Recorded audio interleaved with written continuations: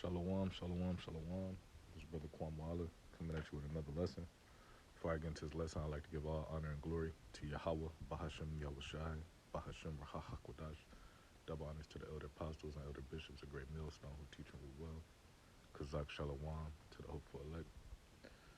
All right, this lesson is, you know, you got to fully detach from this world, all right? Because this world, you know, the things that's in it, the man, the spirits that's in the man, that's occupying a lot of these things. They they can eventually, if you go back around them, persuade you. All right, and not saying like persuade you is like you just gonna jump and indulge in this. It's just about everything is all spiritual. Being around somebody, their spirits can jump on you.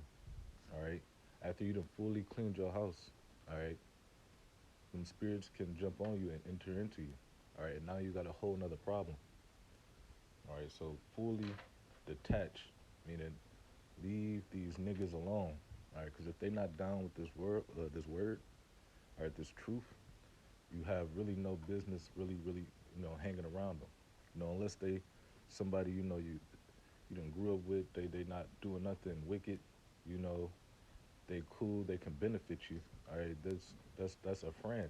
All right, you can consider them a friend. But anybody that's doing anything contrary to this truth, you should separate yourself. All right, no matter how cool they was or any of that. All right, but this is First John 2:15. It says, "Love not the world, neither the things that are in the world. If any man love the world, the love of the Father is not in him."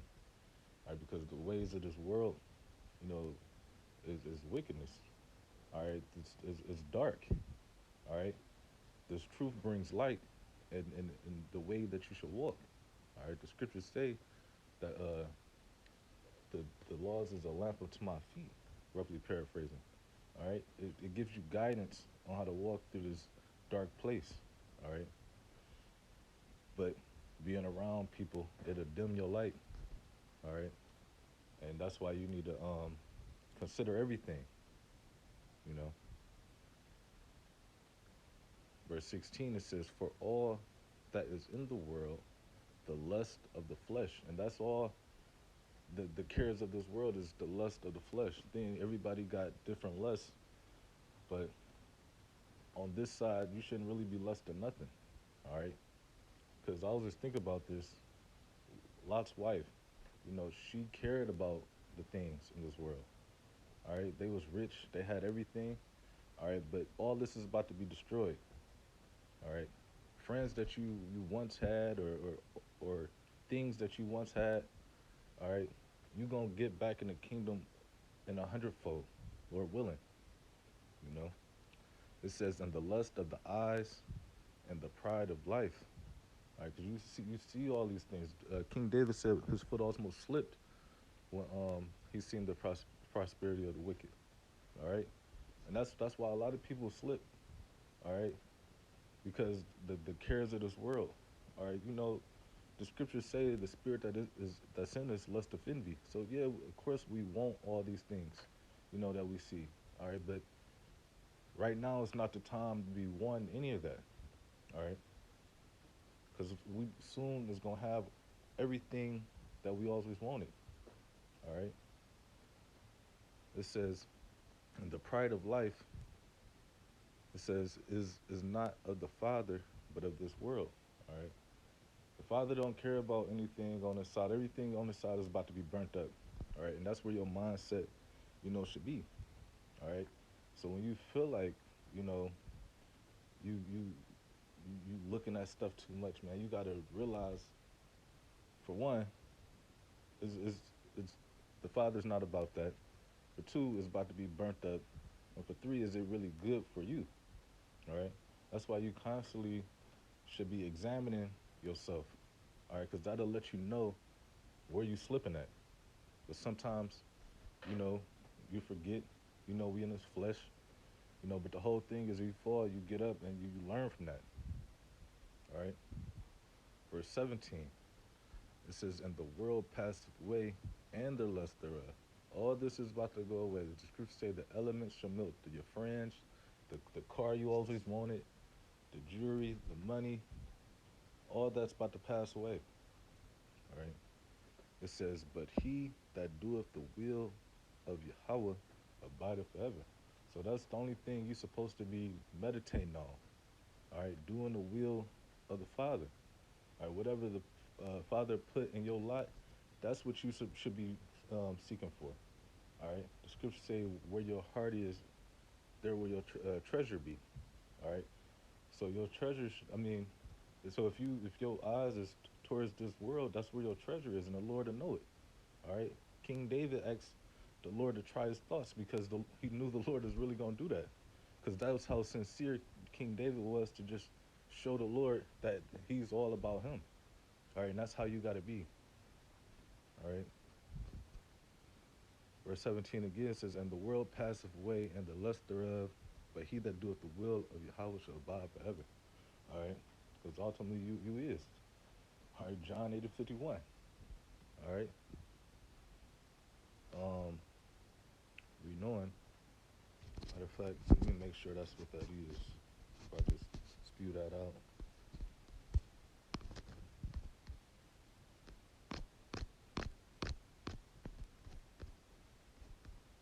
Yeah, John 8:51. "Verily, verily, I say unto you, if a man keep my sayings, he shall not see death."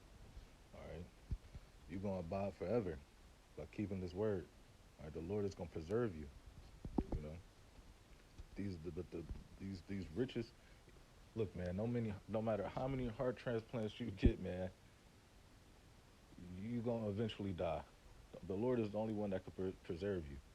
All right, you don't want to see that second death, and you definitely don't want, you know, to just keep waiting and waiting and waiting and hoping. All right, that Flocky, cause I don't, because I'm going off subject, but getting back into it, Slocky. 1 Corinthians 3:19, it says, "For the wisdom of this world is foolishness." All right, and being around all these other spirits, all right, how they conduct their ways and how they think their wisdom of how things is the way to be ran. It's all foolishness. All right, with Yahweh, because He already set an order for man to live. All right, and since the time of Adam, all right, since that grain of evil seed that was put in by his rib, all right, it's all been foolishness. You know, for it is written, "He taketh the wise in their own craftiness." All right, because things that a lot of people do, scriptures say there's a way that seemeth right unto the man, but their end thereof is death.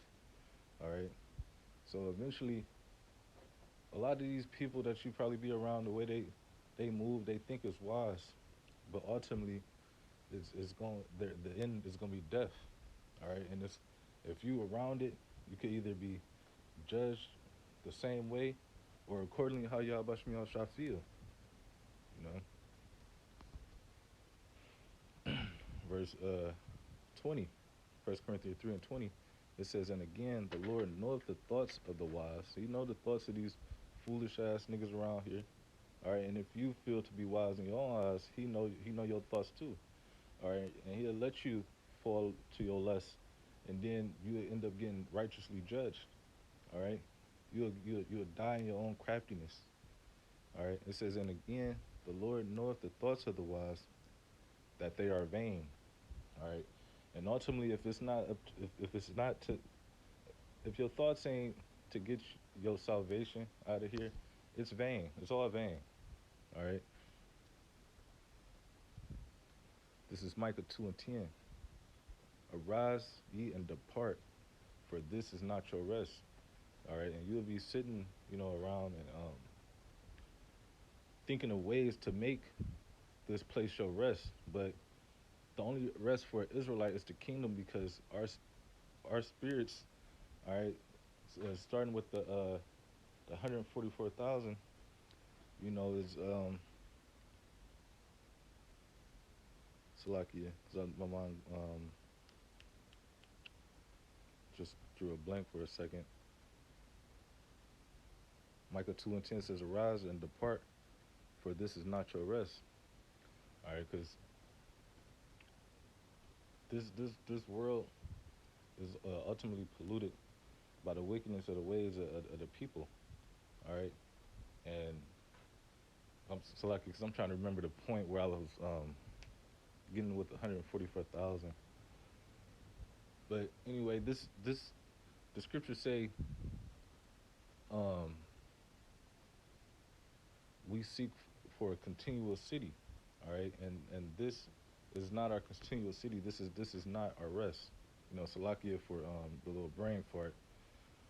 But it says because it is polluted. All right, the ways of this people. All right, everything in it, especially Esau governing the mind of these people. All right, it's all off. All right, it's not ran by righteousness. All right, when 144,000, starting with Yahushua and King David on down to 12, and then 144, this the earth is gonna be ran in righteousness. All right, that's when you'll officially be able to rest. All right, that would be the continual city. All right, it's forever. All right, because here is nothing but death and continuous iniquity. All right, that's why you should try your hardest to to fight to stay in this truth. All right, it says even with the sword destruction. All right, because that ultimate destruction is going to be the missiles. All right, 2 Corinthians 6:17. It says, "Wherefore come out from among them and be separate." All right, you being separate is being holy. All right, because once the Lord blessed you and gave you this wisdom, knowledge, and understanding, it separated you from the 2/3. All right, you have no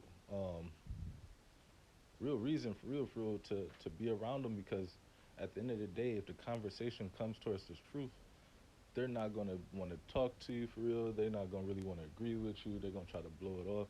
So it's like the scripture said, can two walk together except they be agreed? All right, which is ultimately no. But in the kingdom, you will be. Everybody's gonna be on one page. Everybody gonna be as one. All right. It says, "Saith the Lord, and touch not the unclean thing." All right, and that's why you should always be around brothers. All right, because they're always clean. All right, in the spiritual way, I'm trying to say it is they're gonna always. Trying to think how I should say it. Their righteousness is gonna rub off on you. All right, it's always gonna be nothing but pureness. It's always gonna be nothing but righteousness around you. All right, it says, "Touch not the unclean thing." So you going around the 2/3, they're unclean. They're the wild beast, man. All right, and if you do, that's why I brought out this. I'm gonna close out with this scripture, but hold on. It says, "And touch not the unclean thing, and I will receive you." All right. So the more you separate from the 2/3, the more the Lord is gonna receive you and deal with you. But the more you deal with Him, the Lord is gonna separate you from Him and start distancing you. All right. That's when you're gonna start. The Spirit ain't gonna be hitting you that much because you ain't been around brothers.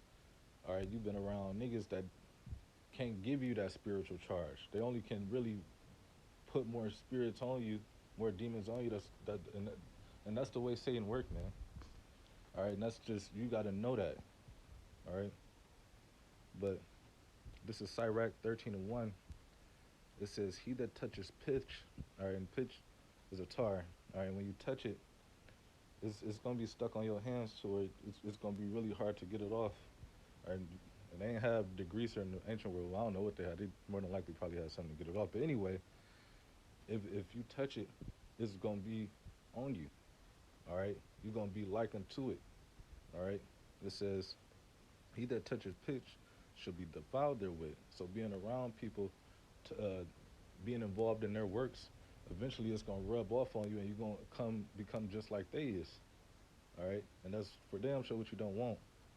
All right, it says, and he that have fellowship with a proud man shall be like unto him. All right, and the wicked are people is, very powerful. They're not gonna humble themselves and come to the truth and follow after you. All right, but what's going to end up happening is you, slowly but surely your mindset gonna start following after what you're around, because basically on the spiritual side you are what you eat. All right, so what you're supposed to be eating is the fruit of righteousness. Being around wicked niggas is the fruit of wickedness. All right, so you know, hey, Lord willing, this was edifying to the Lord's elect. Until next time, Shalom, Barakatah Yahweh, Barakatah Yahushua, Barakatah Yahweh, Barakatah Yahushua, Barakatah Yahweh, Barakatah Yahushua, Bahashim, Rahaha Kodash, Shalom, and double honors to the elder apostles and elder bishops of Great Millstone. Shalom.